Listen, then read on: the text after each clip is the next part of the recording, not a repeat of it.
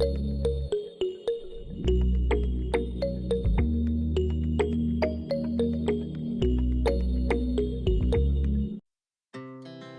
hearts beat to the city streets.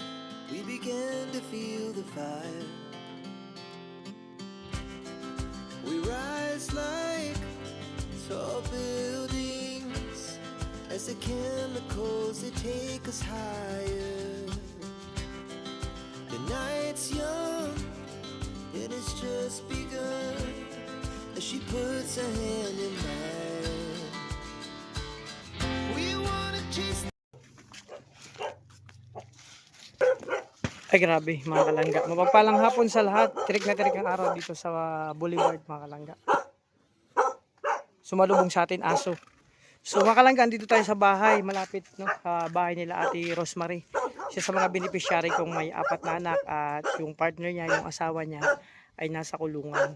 So nasa loob po ng bilangguan. Kaya siya lang ang bumubuhay sa kanyang 4 na anak. At yun nga, nakita nyo dati yung vlog ko. Kawawa po yung sitwasyon nila. So bisitahin natin, alamin natin yung sitwasyon at kasama ko pa rin si Kumare and jowa ko.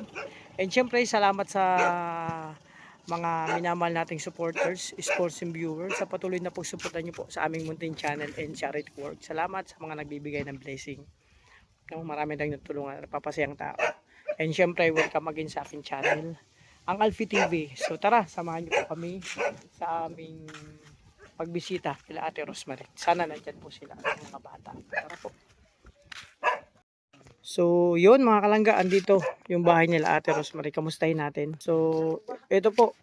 Giba na po. At naabutan natin yung anak ni, ikaw yung panganay, kuya. So, tawagin mo si mama mo. Ayan mga kalangga. So, actually, ito po yung sitwasyon ng bahay nila. Giba na po talaga yan. So, mga kalangga, sa mga nagtatanong, bakit ganito na? Kasi actually hindi naman po na talaga talaga natutulog dito sila Ate Rosemary. Pinapabantayan lang ito sa anak nila kasi hindi na po talaga matulugan. Lalo na yung bubong po, mga kalangga, ito no? Natulog na yan, tapos wala nang mahiga kasi yung papag-giba-giba na. So actually yung mga ibang gamit na lang nila nandito. Kaya napansin ng karamihan na ganito daw ang sitwasyon. Kasi yun nga, pag ang nagbabantay dito anak lang, so hindi naman kumbaga walang kakayanan na syempre mag-ayos. So kasi nakikitulog sila dun sa isang kamag-anak nila. So nalulungkot lang ang sitwasyon nila kasi syempre mga kalangga. So sana isa si Ate Rosemary, isa sa matulungan natin mga kalangga. Ako na po yung humingi ng tulong para sa kanila. Ayan giba na po yung bahay nila. Dati po nung time na nagdi-deliver ako, hindi man tong ganito maayos to, tapos malinis. No, kaso nga lang po, dahil sa wala na yung asawa niya kasi yun nga po, hindi niya kasama, nandun siya sa loob. No? Hindi pa natin alam daw kung kailan lalabas. And then, si Ate Rosemary ang tanging nag-aalaga at nabumubuhay sa kanyang 4 na anak. At maliliit pa mga kalangga. Nga naman, hindi naman po talaga pwedeng matulog na dito kasi yung sahig po, ayan giba-giba na. No? Mga gamit na lang, ayan, butas-butas na po. At isa pa sa problema nila ate, wala po silang sariling palikuran nung nakausap ko. Kasi sa mga kahilingan niya, nahiya lang po siyang magsalita, maghiling, kumbaga, makalangga. Ayun. Sir, pwede kitang kausapin? Sama sa vlog? Ha? Wala lang, kunting lang. Ayun mga kalangga, andito si ate. Ano pangalan te? Marisa. Si ate Marisa, actually kapitbahay nila Ate Rosemary, no? So, naalala ko dati nung nag-deliver ako. And then si ate, yung anak niyo po, nag-order yan sa akin dati din ng Shopee. Oo, nag-deliver ako. Babae. Oo. Sa kiring-kiring. Oo. Kasi dati sabi ko, nung nandito pa si kuya, malinis to, tapos maayos din, di ba? Kahit Oo, di paano. pa giba. Nagiba lang sa bagyo. Nagiba ng sa Bagyo. Nga pala, wala na pala talaga natutulog dito. Hindi ko ganyan. Hindi na kasi buti may natutulugan sila ate. Oo, yun si Nanay Auring. Yung niya. Ay, kaya man kasama na yun, na yun. Wala na din kasama. Oo, mag-isa na lang din. Sinasamahan niya lang din. Sinasamahin niya para may makatuwang siya. Kasi hindi na makalakad. Hindi na rin makalakad si nanay. Ano yun? Ano yun ni Ate Rosemary? Kapitbahay din namin. Kapitbahay nyo rin. Doon sila. Dyan sang bahay. Wala na. Wala na din. Ano na lang yan, tawag nun? Nililipat na doon sa may mga Nilipat na. Ay, ano doon sa ate ho. Ay, Ate Rosemary, kamusta? Ayan si Ate Ros. Yun nga. Saan ka nagluto? Doon? Doon ka nagluto sa kabila na tinutuluyan mo. So yan mga kalangga. Ito yung kubo, munting kubo at munting bahay nila Ate Rosemary. No? Hindi naman talaga dati pa talaga natulog sila dito. Mabuti nga, hindi ito inaabot ng Baha. Ang tubig. Ng tubig dagat. Tubig hindi Pero na. sa amin, napasok doon. Naabot yun ang bahay namin. Kasi naharangan na. Sa naharangan ito. Ng malaking bahay. Abot eh. Ito, hindi. Ito Gibang-giba na mga Tuloy kalangga. niya lang nagiba na. Marami nga sana kami dapat na lapitan.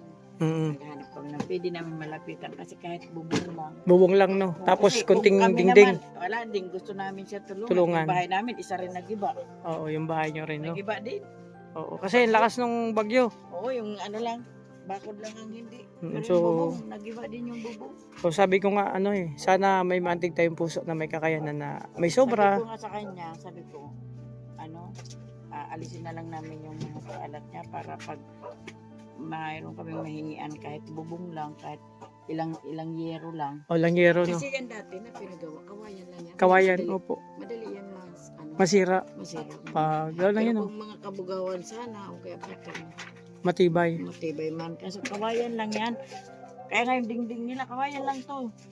Saka mga lambot na kahoy, kaya madali masira. Mm.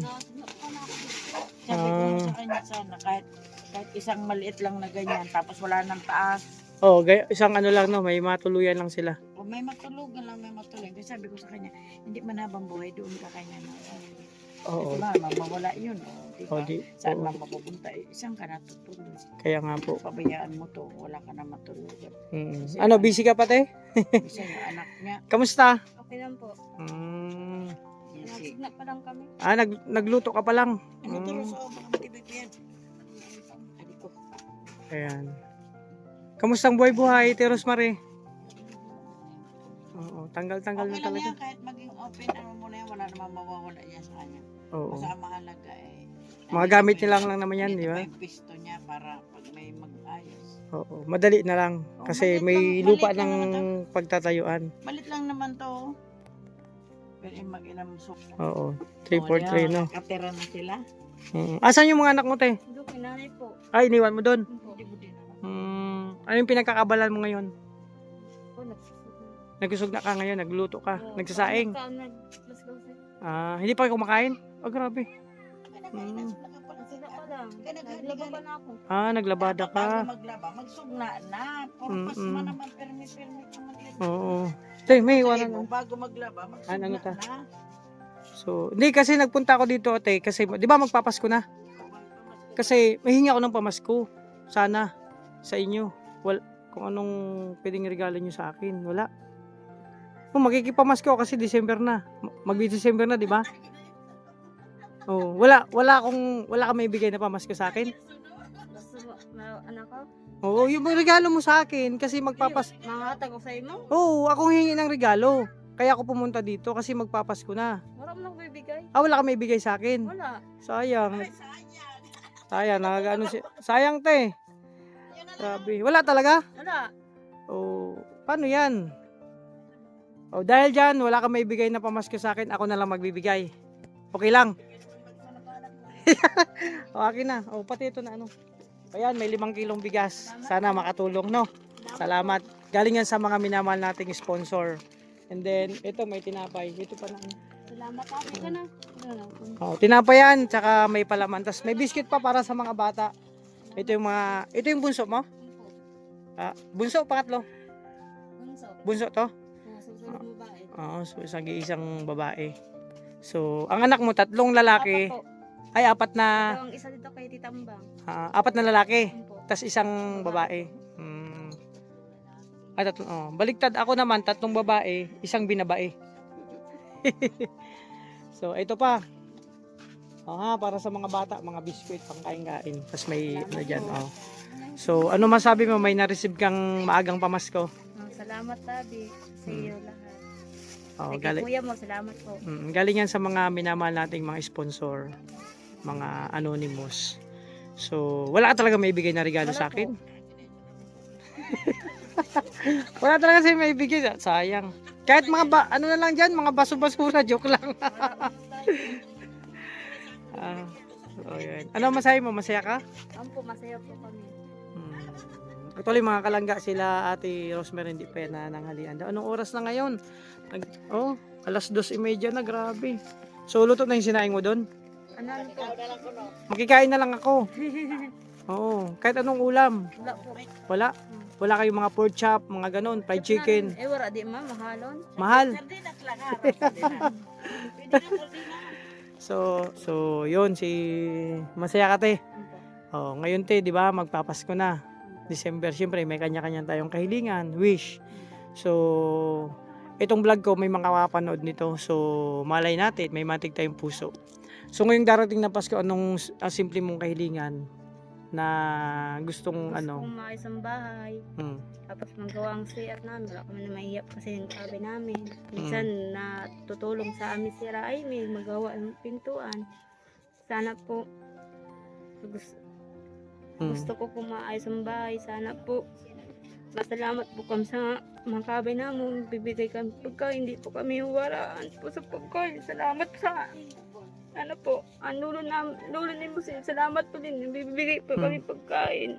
Ang sang waraman, minsan po, nag-aahingin na lang ako sa punod. Sana po, makita po ni Rainin maayos sa bahay, ang sirang bahay namin. Sana po, tutulungan po sa ang aking bahay nga ni, maramok nga ni. Gusto ko lang po kung mag-ayos ang bahay ko. Sana po, tulungan na kami. So yun na si Ate Rosemary. Gusto ko naman po mag-ayos ang bahay namin. Hindi ko po magawa. Gusto ko. Simpleng kilingan lang ni Ate Rosemary yung magawa yung bahay Maliit lang, nila. balay lang po. Kahit maliit na bahay, no? Po. Para sa inyong mag-anak. So mga kalangga, ako na yung humingi ng sa inyo, ng simpleng kahilingan. Naintindihan ko yung ni Ate Didit, ni Ate Rosemary, no? Na simpleng kahilingan niya. Sana may makatulong, may matig tayong puso na mapaayos yung bahay na. Kasi totoo lang, isa rin ako sa talagang gusto kong matulungan sila Ate Rosemary sa kanilang sitwasyon ngayon. Sa bahay nila, kawawa yung 4 niyang anak, maliliit pa. At wala na, hindi na tumatulugan, kaya nakikitulog na lang sila. Nakikituloy sa isang Kurang po. isang lola Ay, na walang kasama. Din. Lumpo. Sunod puntahan natin yung sitwasyon doon na tutuluyan mo. O para makita din natin.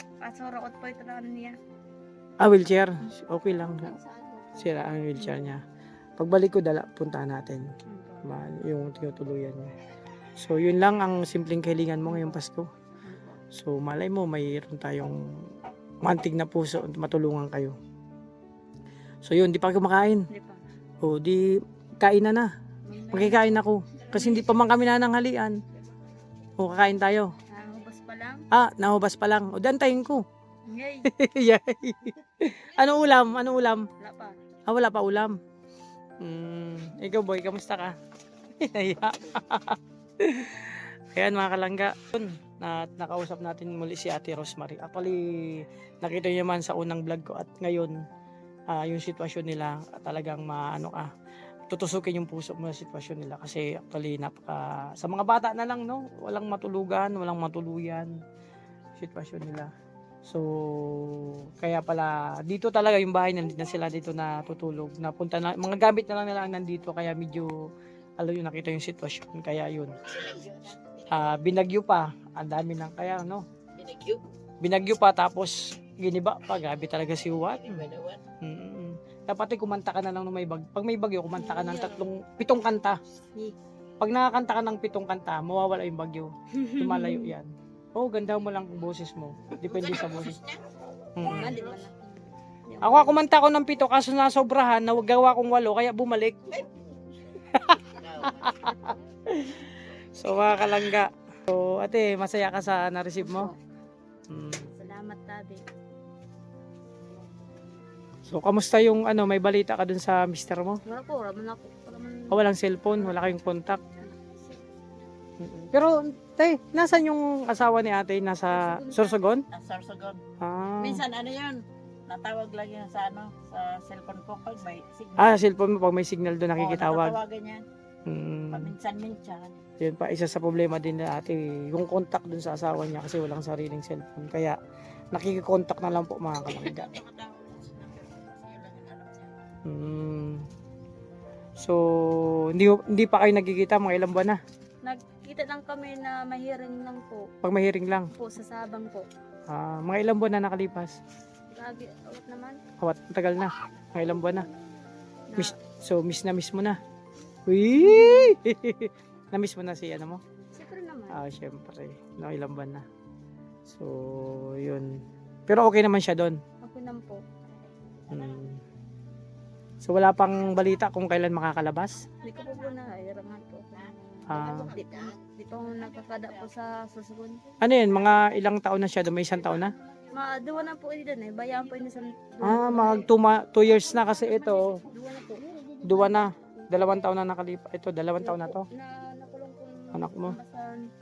Duwa po na bulan po. Duwa po Hmm. nangyari. Pista sa Kabarawan po. Kaya 2 taon siya doon. Ayun mga kalangga. Ang sitwasyon nila, hindi pa alam ni ate kung kailan lalabas si kuya. Yung kanyang partner nasa loob. So wala man silang contact doon. Paminsan-minsan lang. So tayo wag lang yung payo ko lang kung lang mawalan ng pag-asa Tuloy lang ang buhay. Kasi sabi habang nabubuhay may pag-asa. So malay mo ngayong December yung kahilingan mo may makaroon tayong mantig na puso at mapagbigyan kahit mga kalangga kahit simpleng bubong man lang tapos pandingding dito.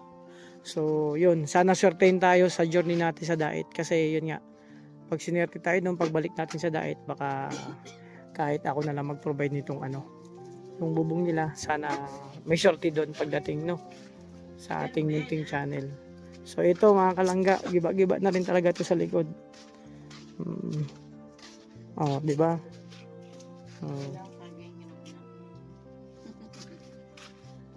Ayun sarap niyan, saging. So tayo, di na ako magtatagal. Kasi mag-date pa kami ni yung jowa ko. Yung jowa ko. Bagay kaming dalawa. Okay naman po. Okay naman? And, bagay naman kami. Ay, grabe. So, hindi ako magtatagal, At nabisita ka namin muli. So, sana maging okay kayo. So, wag mong pabayaan mga bata, mga anak mo. And then, yung sinaing mo, okay na yun, luto na yun. Mga kakain na kayo. Ha? Ay, dabi, suksok ko may tatakoy. Uy! Sige. So, bye-bye ate, Bye-bye. Bye po. Tay, salamat sa pagtulong kay Ate Rosemary. Ay, pero naman. Sila yung mga bait na kapitbahay natin Rosemary na Taga-payo. tumitingin, payo, tapos tumutulong. Kung may sobra sila, binibigyan nila si Ate Rosemary ng pagkain. Ayan, so di na ako magtatagal kasi may date pa kaming dalawa. So, yun mga kalangga. Ayun. At muli natin na bisita si Ate Rosemary. Isa sa mga beneficiary ko mga kalangga na para sa akin talagang gustong tumulaw-luwa ako kanina. Pinipigilan ko lang baka maglupasay ako doon. Yun nga, sana matulungan natin sila sa sitwasyon nila mga kalangga. So, yun na muna ang pagbisita ko. Yung kila Ate Rosemary sa kanyang mag-anak.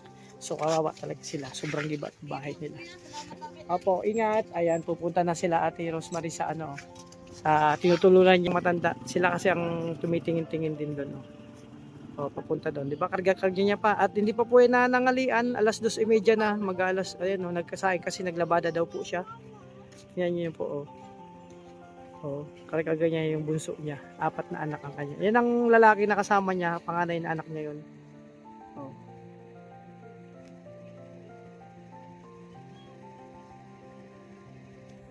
So yun mga langga, maraming salamat sa mga patuloy na nagsusuporta sa aming mga munting channel sa charity work. Thank you so much sa mga minamahal naming supporters, sponsors and viewers sa patuloy na pagsuporta niyo po sa amin, especially sa Maglangga. So sana hindi ko magsawa. At sana yung mga may mating tayong puso sa mga sitwasyon ng aming mga tinutulungang beneficiary sa sitwasyon sana may makatulong. So maraming salamat, ingat po kayo and God bless po.